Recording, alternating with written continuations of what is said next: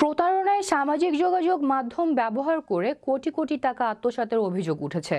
অভিযুক্তর নাম আশিকুর রহমান বিপুল। বাবা সাইফুল ইসলাম ছিলেন কুমিল্লা জেলার লাকসামের বিএনপির একজন সক্রিয় নেতা। 2001 থেকে 2018 পর্যন্ত বিএনপির প্রতিটি কর্মকাণ্ডে সরাসরি নেতৃত্ব দিতেন তিনি। এলাকায় জামায়াত বিএনপির সকল নাশকতায় তিনি নেতৃত্ব দিতেন বলে জানা যায়।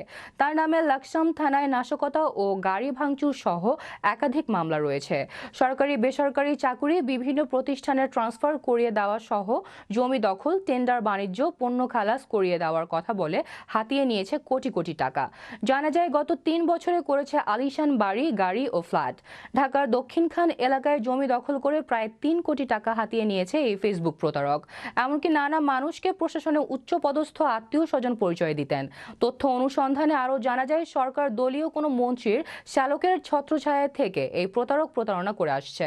2020 সালে ভাটারা থানার এক ব্যক্তিকে পুলিশের চাকরি দেওয়ার কথা বলে 3 লক্ষ টাকা হাতিয়ে নেওয়ার অভিযোগ রয়েছে। চাকরি না হওয়ায় অভিযোগকারী টাকা চাইতে গেলে বিপুল তাকে নানা ভয়ভীতি ও হুমকি প্রদান করে।